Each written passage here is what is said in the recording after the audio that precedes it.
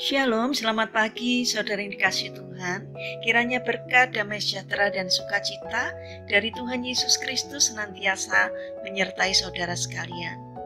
Sebelum kita mendengarkan firman Tuhan dan renungan, mari kita berdoa. Tuhan Allah Bapa yang baik, kami sungguh bersyukur atas kebaikan dan kemurahan-Mu, karena Engkau selalu melindungi kami setiap saat, sehingga kami saat ini dalam kondisi yang sehat dan dapat menikmati indahnya hari ini. Jika sebentar kami akan mendengarkan firman-Mu, urapilah kami dengan Roh Kudus-Mu, agar kami bisa mengerti dan memahami apa yang Tuhan sampaikan kepada kami, sehingga kami semakin hari semakin bertumbuh di dalam cinta kasih kami kepada Tuhan. Terima kasih Tuhan, di dalam nama Tuhan Yesus Kristus kami berdoa. Amin. Saudara yang dikasihi Tuhan, tema renungan pada pagi hari ini adalah kesalahan bukanlah akhir dari segalanya. Bacaan diambil dari kitab Amsal pasal 24 ayat 16. Demikian sabda Tuhan. Sebab 7 kali orang benar jatuh, namun ia bangun kembali. Tetapi orang fasik akan roboh dalam bencana. Saudara yang dikasihi Tuhan, ada seorang koki sedang membuat kue. Namun setelah menyelesaikan pekerjaannya, ia baru sadar bahwa ia telah melakukan satu kesalahan. Ia lupa memasukkan baking powder ke dalam adonan kue coklatnya. Hasilnya, setelah dipanggang, kue coklat tersebut tidak mengembang alias bantat. Tekstur kue coklat yang seharusnya tebal, lembut, dan berpori-pori menjadi agak padat dan basah.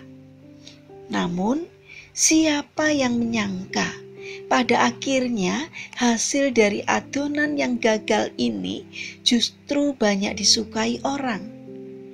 Kue itulah yang sekarang kita kenal sebagai brownies.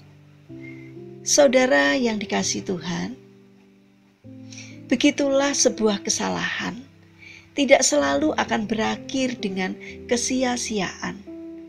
Memang ada pepatah yang mengatakan nasi sudah menjadi bubur.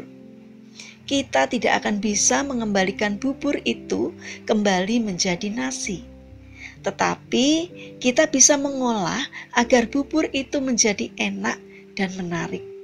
Hal seperti itulah yang dialami oleh seorang Raja Daud. Pada awalnya keadaan Daud sangat baik. Ia begitu dikasihi oleh banyak orang karena keberaniannya. Ia juga begitu dikasihi Tuhan karena sikapnya yang sangat mengandalkan Tuhan. Namun, karena satu kesalahan yang pernah ia buat, yaitu perzinahan, semua kegemilangan yang ia peroleh seolah-olah hilang, terhapus oleh kesalahannya itu. Tetapi karena Daud hatinya sangat lembut, ia mau bertobat ketika pesan Tuhan datang kepadanya melalui seorang Nabi Natan. Hidupnya pun kembali dipulihkan.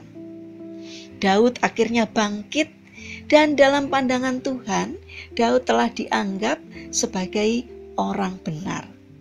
Itulah sebabnya setiap raja setelah dia yang hidup di jalan Tuhan diberi tanda positif seperti Daud leluhurnya. Saudara yang dikasihi Tuhan, di dalam perjalanan hidup ini tidak seorang pun yang luput dari kesalahan. Setiap kita, entah waktu kecil atau sudah dewasa, entah siang atau malam, pasti pernah berbuat kesalahan. Tetapi sadarilah, kesalahan-kesalahan yang kita buat bisa menjadi pengalaman penting untuk kehidupan kita ke depannya. Justru ketika kita seakan-akan kehilangan kekuatan sebagai akibat dari kesalahan yang kita buat, kita didorong untuk mengandalkan Tuhan. Kita yang hidup di dalam kasih karunia Tuhan harus memandang bahwa kesalahan bukanlah akhir dari sebuah perjalanan hidup.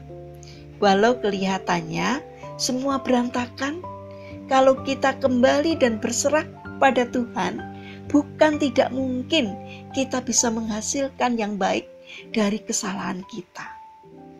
Saudara yang terkasih, ketika kita melakukan kesalahan, marilah kita memilih untuk bangkit, berubah, dan berserah kepadanya. Maka Ia akan membawa kita kepada jalan-jalannya. Karena itu, milikilah karakter berpikir positif, karena di balik setiap masalah atau kesalahan yang kita alami, pasti ada hal baik yang kita temukan untuk mendatangkan kebaikan bagi kita. Mari kita berdoa. Tuhan Yesus yang baik, berilah kami hikmat untuk belajar, berubah dan mampu bangkit dari setiap kesalahan yang kami lakukan. Bapa yang baik, saat ini kami berdoa untuk saudara-saudara kami yang mengalami sakit dan lemah fisik. Kami memohon belas kasih dan kemurahan-Mu. Kiranya Tuhan yang berbelas kasih untuk menjamah dan memberikan kesembuhan. Kami juga mendoakan bagi mereka yang mengalami permasalahan dan kesulitan hidup. Kiranya Tuhan hadir untuk menolong mereka. Kami juga ingin serahkan untuk setiap rencana dan aktivitas kami kepadamu. Berikan ketekunan dan semangat kepada kami dalam menjalankan aktivitas kami hari ini. Kami memohon kiranya Tuhan memberkati setiap karya kami. Terima kasih Tuhan atas setiap kebaikan, kemurahan-Mu di dalam kehidupan kami. Dalam nama Tuhan Yesus Kristus kami berdoa. Amin. Puji Tuhan, saudara yang terkasih, kiranya firman Tuhan dan renungan pada pagi hari ini dapat menjadi berkat bagi kita semua. Haleluya.